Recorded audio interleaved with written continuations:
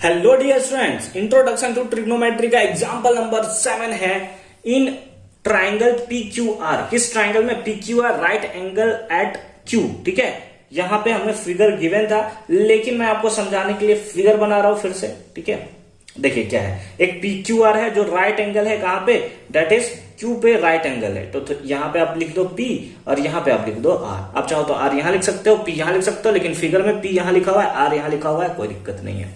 उसके साथ साथ हमें दिया है PQ। PQ दिया हुआ है 3 सेंटीमीटर। ठीक है सर, 3 सेंटीमीटर दिया हुआ है। राइट एंगल है Q पे, इसका मतलब क्या हुआ कि यहाँ का एंगल कितना होगा, दैट इज 90 डिग्री। यही ना होता है भाई, राइट एंगल पे यानी कि एंगल कितना है, 90 डिग्री है। ठीक है, ये तो हमें पता था सर।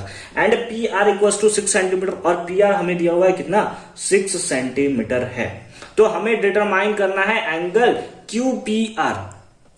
कौन सा एंगल डिटरमाइन करना है, बीच वाला, यानी कि ये वाला एंगल हमें बताना है कि क्या होगा।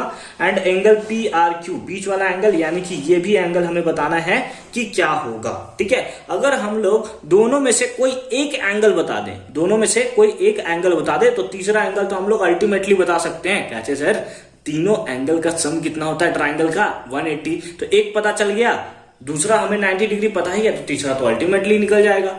तो लेट अस सपोज हम लोग एंगल हम लोग R के बारे में बात कर रहे हैं, एंगल R के बारे में बात करें। अगर एंगल R के बारे में बात करें तो ये क्या हो गया, ये हो गया आपका परपेंडिकुलर, है ना। एंगल के सामने वाले साइड को हम लोग परपेंडिकुलर बोलते हैं, और ये हमारा क्या होता है, हाइपोटेनस। और फिर ये क्या बन जाएगा, बेस। बेस तो हमें दिया नहीं है। तो परपेंडिकुलर और हाइट के बीच में रिलेशन कौन बताता है सर? परपेंडिकुलर और हाइपोटेनस, हाइट नहीं सॉरी, परपेंडिकुलर और हाइपोटेनस के बीच में रिलेशन साइन बताता है सर। ठीक है, तो हम लोग लिख लेते हैं साइन। एंगल कौन सा है, R के बारे में बात कर रहे हैं, तो साइन R इक्वल्स टू क्या होगा, that is PQ divided by PR। PQ divided by PR। ठीक है, आप इसको कॉसेक से भी बना सकते हो, क्योंकि कॉसेक भी हाइपोटेनस और परपेंडिकुलर के बीच में रिलेशन देता है। उसमें कोई इशू नहीं है, आपका आंसर फिर भी सेम ही आएगा। ठीक है, सेम ही आएगा, टेंशन मत लो।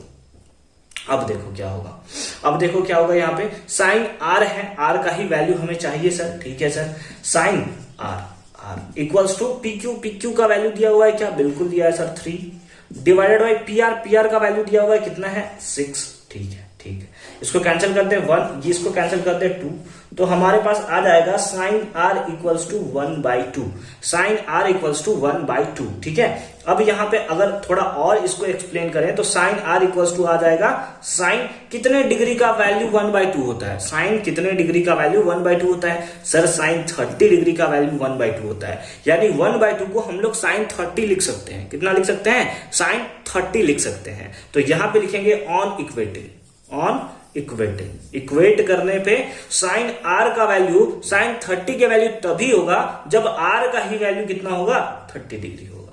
जब R किसके इक्वल होगा, 30 डिग्री के इक्वल होगा। तो इस बेसिस पे हमें एंगल R निकल गया कि एंगल कितना होगा R, दैट इज 30 डिग्री। यानी कि ये एंगल हमें पता चल चुका है 30 डिग्री है। कितना है, 30 डिग्री है। ठीक है, अब ये आपको 30 डिग्री पता चल गया, ये आपको कितना चला गया, 90 डिग्री। आपको पता है तीनों एंगल का सम कितना होता है, तीनों एंगल, सम ऑफ